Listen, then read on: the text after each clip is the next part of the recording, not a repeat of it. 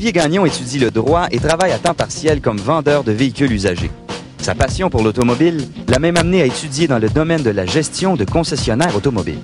Aujourd'hui, pour Olivier, on essaie la Mitsubishi Lancer 2008, un tout nouveau modèle.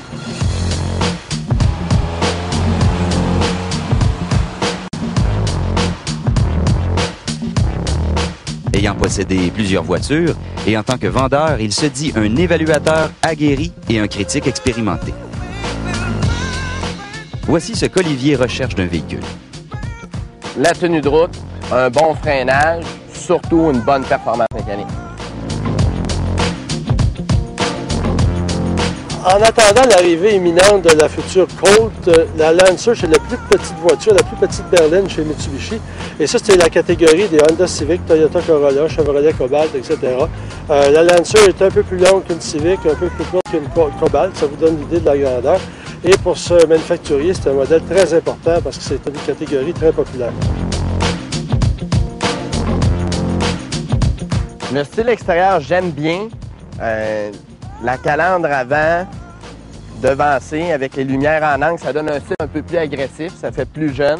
Je trouve que les roues ont l'air perdu un petit peu. La finition est belle. Les joints sont quand même assez étanches, assez précis. Je vois que l'assemblage a bien été fait.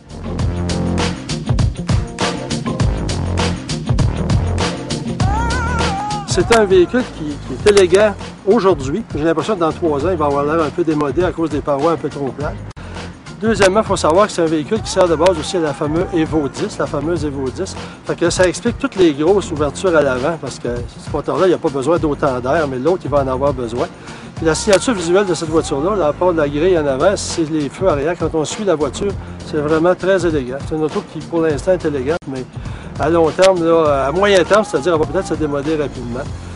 Pour ce qui est de la qualité des matériaux, c'est bon. C'est toujours un compromis.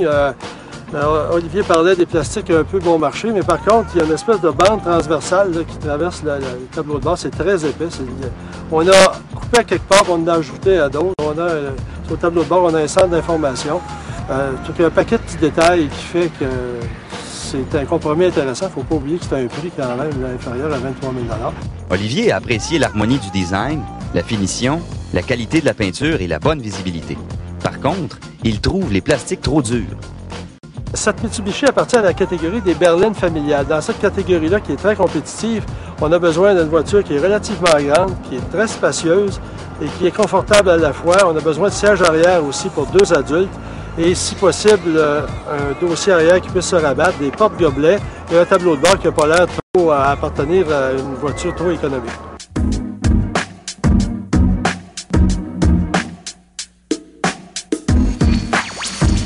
Compte tenu du prix, le véhicule est très, très bien équipé. Le rangement, il y a beaucoup d'espace, surtout dans les portes. La console centrale, très pratique, quoique un petit peu reculée, mais elle contient une prise 12 volts pour faire recharger un cellulaire ou un accessoire supplémentaire. On peut le montrer, il y a vraiment pas beaucoup d'espace. On voit avec juste le manuel du propriétaire, le coffre à gain est quasiment plein. Le coffre est relativement grand. Il est haut, l'ouverture n'est pas pire, mais il y a un maudit défaut. Il n'y a pas de clé, il n'y a pas de serrure à l'arrière. Il faut utiliser ou bedon l'affaire à l'intérieur ou la clé. C'est une clé, ce qui vient de série. On peut verrouiller les portes, on peut ouvrir le coffre avec ça, mais si on n'a pas ça, etc., on ne peut pas accéder au coffre.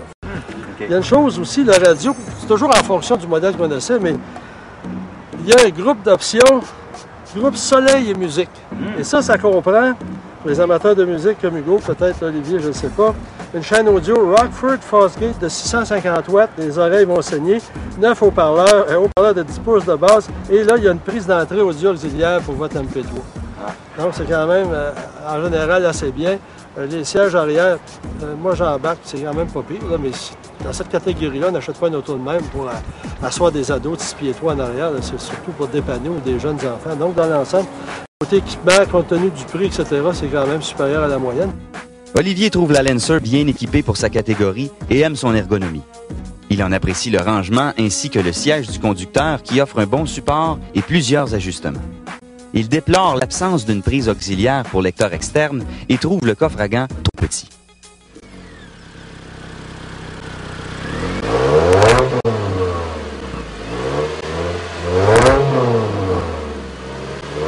Pour 2008, la Lancer n'est équipée que d'un seul moteur, un 4 cylindres, 2 litres de 152 chevaux. Contrairement au modèle 2007, il y avait un moteur 2 litres, 2,4 litres. Mais on nous dit que le Rally Hard qui va arriver, on ne sait quand, va avoir un moteur plus puissant, peut-être un 2,4 litres, on verra bien. Et cette voiture-là est équipée d'une boîte manuelle de série, 5 rapports. En option, l'automatique à rapport continuellement variable. Et même la version GTS, on a une boîte à rapport continuellement variable simulant un 6 vitesses avec des palettes derrière le volant.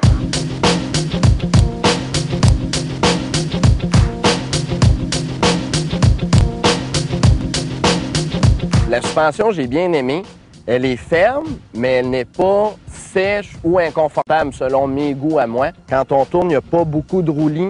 Le véhicule reste assez stable. La tenue de route me semble assez neutre pour la conduite qu'on a faite. La boîte de vitesse CVT. Qu'est-ce que t'en penses? Pas un gros fan. Dis-moi, c'est surtout le délai, la lenteur de réponse de la transmission. Et puis, le régime est, somme toute, toujours le même. En accélération standard, le régime va se tenir 2800, 3000, 3200 tours. C'est parce qu'on n'a pas essayé la bonne auto pour Olivier, parce que moi j'ai la chance d'essayer à peu près tous les modèles dans la gamme, là, puis la GTS avec la boîte Sportronic, là, ça simule 6 rapports, ça fait pas ce beuglage-là au départ. Là. Puis il y a un problème avec ça, ceux qui n'aiment pas les CVT, là, c'est sympathie parce que d'abord c'est plus léger, ça coûte moins cher à produire, et au niveau de la consommation de carburant, ça consomme moins qu'une boîte manuelle. C'est pas vraiment agréable. Puis si on offrait une boîte automatique standard, peut-être que moi, je vais être pris pour un automatique, on prendrait ça. Mais ceci dit, disons, le moteur est quand même performant. La suspension est très équilibrée pour la principale raison que la plateforme est hyper rigide. On n'est pas obligé de refermer la suspension pour avoir une bonne tenue de route. Même avec des pneus 60, de profil 60, ça fait le travail. Il ne faut jamais oublier que c'est une voiture familiale. Tandis que moi, ben là, la GTS, quand même, 21 695 $. Tu es capable de te payer ça, toi, là? Probablement. Parfait. Fait que là, on va te vendre un char. Puis il vient avec la boîte manuelle aussi, 5 vitesses.